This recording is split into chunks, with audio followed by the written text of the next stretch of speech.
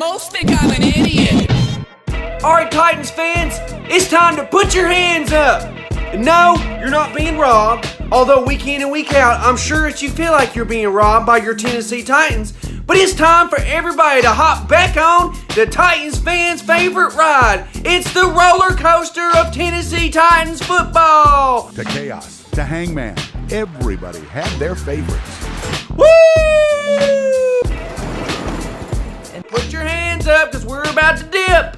It's up, it's down, it's all around. It's never the same week in and week out. Sometimes we look good, oftentimes we look bad. But you know what? We can't get enough of this ride. In this week's episode of Titans Idiot Nation, I ain't gonna harp on the Titans too bad, alright? I know they got some issues, and we're gonna discuss them. But they did play the Buffalo Bills, alright? And where the Buffalo Bills offense is pretty meh, their defense is top notch, alright? One of the best. I tried to tell you that the week before, but y'all just thought the Titans idiot was being an idiot like he usually is, alright? But I'm more than just an idiot. I'm a smart idiot. Buffalo Bills defense is pretty good. You seen what they did to Tim Brady a week before, alright? They made him look like the pathetic, sorry quarterback that he is, alright? Because y'all know it's true. He's a system quarterback. He ain't that good, alright? I know he's got like 15 Super Bowls, but that don't mean nothing, alright? I ain't stupid. I know we got a lot of issues with the line, alright? And Taylor Lewan, it was nice to see you back, man, I won't lie. But you know what I didn't like to see? You committing penalties right off the bat, bub. Seriously. No, you ain't played in a few weeks. No, you've been sitting around eating pizza on your social media. But look, you need to get out there and protect Marcus, because you got beat down all day long. We need you to be the anchor. We need you to be the monster. We don't need you to be a diva getting in Twitter wars in the social media universe after the game. Seriously, didn't you learn your lesson when you told me to go myself in the off-season? Come on now, Taylor, get your head in the game. But look, you and me back on good social graces, alright? We're friends again, okay?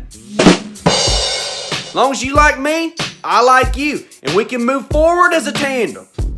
We could do like a buddy cop movie, you know? That'd be pretty hilarious. And since you like doing things in the off-season that aren't related to football, maybe you and I can make a movie together. That'd be awesome. But look, anyway, moving on. Fatality. We got issues with the line. We had 5 more sacks. And I'm not going to blame Marcus for all those sacks. I'm going to blame him for one. And one in the third quarter was pretty pathetic. He should have got rid of the ball. Marcus, you know better. But I ain't going to blame you. It's hard for him to throw a football when he's laying on his back because that's just not how football is played. There's other things that happen when you're laying on your back, but football ain't one of them. But let's be real. The Browns, they look like a heaping pile of garbage. Did you see them against the Niners? In Atlanta, let's be real about things. That ain't the real Atlanta Falcons. That ain't the offense that's got Julio Jones and Calvin Ridley and Mohamed Sanu and Devonta Freeman and Austin Hooper and Matt Ryan. I don't know who that offense is. And since I drafted Matt Ryan as my fantasy quarterback, I think it's my fault that they suck. Because that's usually what happens. Whoever I drafted quarterback either gets hurt or he sucks for like 5 straight weeks. Alright? But look, this ain't a fantasy football podcast. It's the Titans Idiot Nation. So let's get back on track. So who's at fault here? I'm not going to point the one finger at one person. I'm going to point like 4 fingers at 4 different things. Because one, Arthur Smith.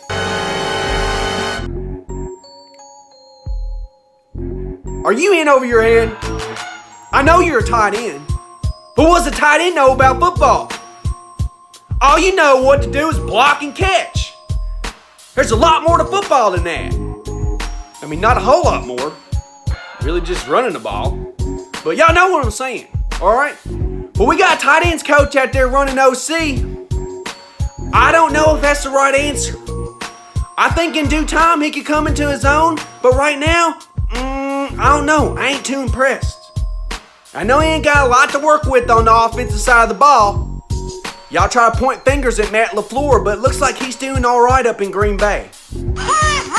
But Arthur Smith, I think you one of the problems. But I got faith in you. But my other question is Mr. Mike Vrabel. Mike Vrabel, I like you. I do. You got kind of like a cool dad / superhero vibe going on, all right? You kind of like Bruce Willis mixed with a little Sly Stallone, and I like it. I do. But some of your decision making makes me scratch my head, all right? That's all I'm gonna say. This season, you have made some bonehead calls, okay? But going for a 4th field goal when Carlos Santana couldn't hit the broadside of a barn? I don't think so, bub. Right then and there, you gotta go for it, all right? Or you gotta punt the ball and trust your defense, because your defense is top 5, all right? They're holding teams to under 20 a game. I mean, that's ridiculous in today's modern era of air attack football, okay? But Vrabel, I like you, I do. I really do. But I'm not so sure that you're the answer. You're too defensive-minded. I think we need an offensive-minded head coach. Because these defensive coaches just ain't working out. These 9-7s and 7s and 9s and 8-8, that ain't no good, all right? That's just a step up above average. I know y'all are like, well, there's a lot of teams in the NFL that ain't winning 8 games and ain't winning 9 games. I don't care about those teams. I care about my team, and I want my team winning a minimum of 10 games every season so we have a chance to go to the playoffs. Playoffs? What talk about? Playoffs? Because you can win 10 games and still be left out of the playoffs. Playoffs? That's how NFL works these days. So, Vrabel, I need you to get your head out of here and make the right decisions, okay? Fatality. But Carlos Santana, don't think I'm leaving you out of this mix just because we booed you off the team. Should've booed you at halftime. Shouldn't even let you finish the game. Finish him. I'm sure Brett Kern could have finished it and probably kicked better field goals than you. I mean, seriously, that dude's got a foot. Desperate times call for desperate measures, and now we got Cody Parkey in here, and only thing I'm going to say about Cody Parkey is War Damn Eagle, because he's an Auburn man, and I'm an Auburn man. So I got faith in him there.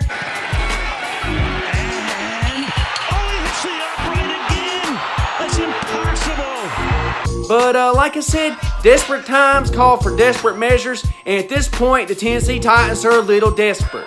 I ain't ready to say this season is a wash, alright? Because we got a lot of football left to play. We got a lot of AFC South to play, and we got some work to do, we do. But Cleveland Browns, garbage. Atlanta Falcons, garbage. And those are only 2 wins.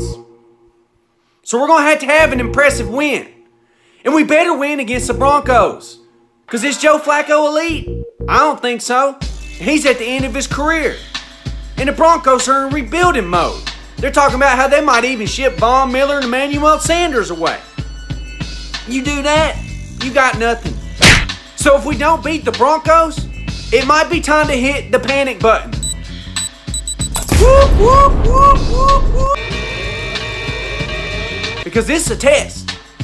If we can beat the Broncos and string together a couple wins and the offense can put up about 30 points at least once, other than against Cleveland, they just dismantled them live on Monday Night Football for the whole world to see. Or at least America. I don't know about the whole world, but America saw it. It was pretty pathetic. And at that point right there, I was like, like I said, the Browns could win 5 games, but we sitting here acting like we won the Super Bowl because we beat them week 1 and squashed the hype train. Enough about the stupid Browns, enough about the Niners, enough about the Bills, enough about the Broncos. It's about the Titans. It's getting pathetic out there. The morale of the fans is lower than ever. The whole stadium was filled with Bills fans. And I know they travel well. Bills Mafia is something else. Fight. But it's time for Titans fans to step up and show them who we are. And we can't do that if our football team is laying eggs every week. Because you ain't putting a product out there that make people want to go spend their hard-earned money on. Because NFL games are expensive. You gotta pay for parking. You gotta pay for $10 cheeseburgers. You gotta pay for $12 cups of beer. It's expensive. If you ain't putting a winning product on the field, you ain't gonna put butts in the seats. Alright? So Titans, y'all get it together. Titans fans, y'all get it together. And we're gonna make it through this ride. But until then, put your hands up, because we're on the roller coaster of fun, baby. Tighten up.